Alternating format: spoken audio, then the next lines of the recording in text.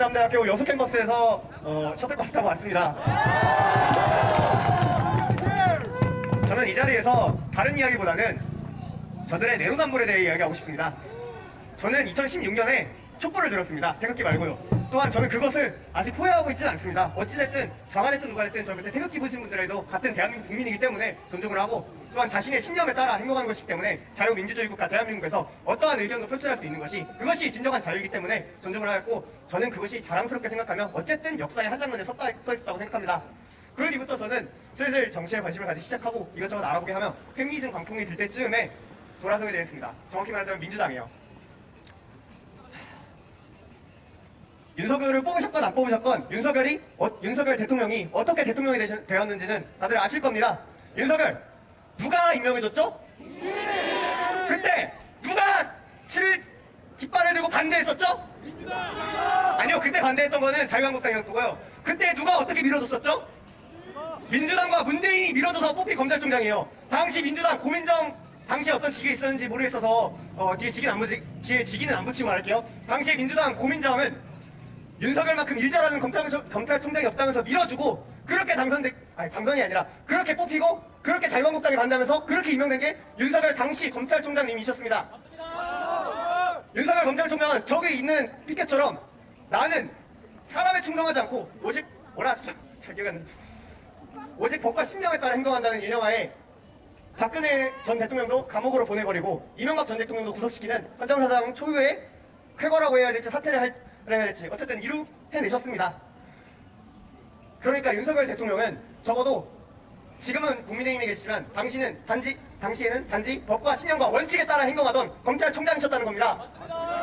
그러나 윤석열 당시 검찰총장이 수사 대상을 단지 민주당 편인 조국 전 법무부 장관으로 향한 순간 태도가 어떻게 변했습니까, 여러분? 저 민주당은 180도 변해서 바로 모든 공세는 다 퍼붓는 모습이 되지 않았습니까?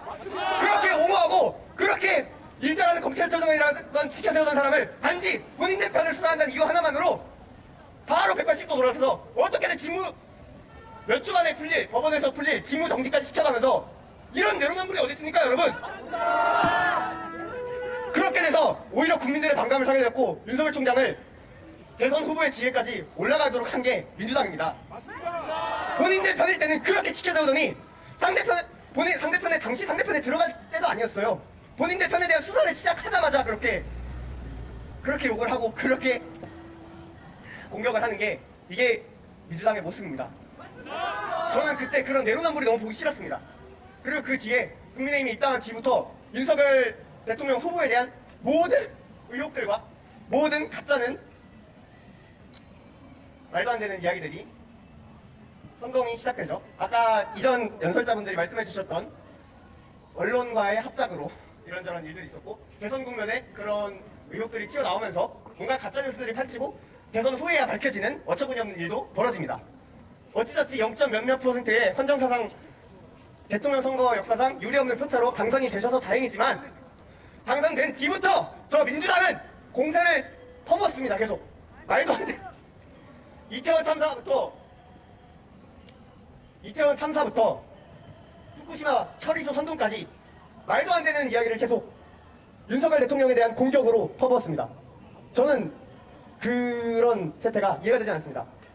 팩트를 가지고 공격을 했다면 저도 이해를 할 겁니다. 그런데 반일 감정을 붙이기 위해 북한 지령을 그대로 따라하면서 그것과 똑같이 야당이 180석이나 가진 제1야당이라는 곳에서 대통령 하나 공격하겠다고 말도 안 되는, 심지어 수산업계에 피해까지 입히면서 본인들이 이득을 볼 수 있고 본인들이 정치적으로 이득을 볼 수 있다면 그 누구의 피해도 와닿지 않고 오로지 본인들의 이득과 본인들의 정치적 표 계산을 위해서 그렇게 행동하는 제1야당의 모습이 맞습니까? 아닙니다!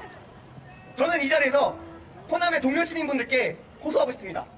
그런데 그 민주당이 180석을 넘어서 지금 범민주 진영이 192석, 몇 석만 더 포섭하면 개헌까지 할 수 있는 위치에 서버렸습니다. 개헌, 이게 정말 어려운 일 아닙니까? 처음부터 200석으로 그 언더를 가장 높게 쳐놓은 이유가 이건 정말 중요하거나 정말 필요성이 있거나 정말 국가를 뜯어 고쳐야 할 때, 그럴 때 정말 어렵게 놓은 거 아니겠습니까? 정말 어렵게 하라고? 맞습니다. 근데 그 개헌 저지선이 임박해가고 있습니다. 저는 서울에서 전남대학교로 내려오면서 6개 버스를 내려오면서 충북대, 교통대, 경북대, 제주대 등에도 갈 수 있었지만 저를 처음으로 선택해준 전남대학교에 내려오면서 나는 호남의 뼈를 묻어야겠다 하면서 너무 행복한 마음으로 내려왔습니다. 호남의 미래가 될 전남대 아닙니까 여러분? 전남대! 전남대! 전남대! 전남대! 그러나 네, 저는 여행을 제가 따로 대본 같은 거 없이 급작스럽게 즉흥적으로 나와서 좀 두서없을 수도 있겠지만 빨리 끊을 테니 좀 이해해 주시고 여행을 많이 좋아해가지고 국내 여러 지역을 돌아다니면서 느낀 점이 있습니다. 이런 말씀드리면 광주분이나 호남분들에겐 좀 실례가 될 수 있겠지만 광주의 2030 세대들은 정말 제대로 느끼고 있을 겁니다. 저는 서울에서 내려왔기 때문에 그 역체감이 더 큽니다.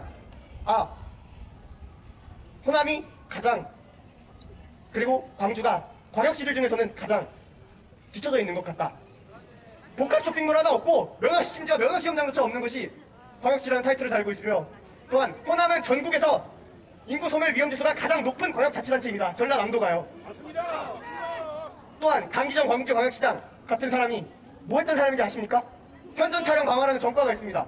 사람 있는 차에 불을 지른 사람이 왜 광역시장이라고 끄드럭거리고 다니는 겁니까? 이거 부끄러우지 않아야지. 네? 그리고 그 광역시장을 뽑아주신 광주 시민분들께 호소하고 싶습니다. 저 사람 있는 차에 불 지른 놈이에요. 그런 사람을 수장 자리에 앉히고 싶습니까? 그래서 저는 마지막으로 호남의 동료 시민분들께 호소드리고 싶습니다. 저 사람들은 호남을 발전시킬 마음이 없는 사람들이라고 저는 확신합니다. 맞습니다. 제가 호남의 미래가 되고 싶어서 내려온 사람이기에 저는 호남을 정말 사랑하고 전라남도에 발전이 있길 바라는 사람입니다. 그러나 말씀드렸듯이 저들은 호남을 발전시킬 생각이 없는 사람들이고 그저 막대기를 얹혀라도 그 어떤 하자 있는 사람을 얹혀라도 심지어 사람 있는 차에 불을 지르고 국회에서 사람을 때리고 전화기로 머리를 내친 사람을 얹혀라도 광역시장으로 뽑아주는 본이기 때문에 신경을 쓰겠습니까? 맞습니다. 신경 쓰게 해주십시오. 이제는 전라도도 정말 바뀌어야 될 때라고 생각합니다. 맞습니다. 제가 상대당을 뽑으라는 게 아닙니다. 다만 한 당에 몰표를 주는 행위는 이제 그만해야 되지 않을까 생각합니다. 맞습니다. 감사합니다.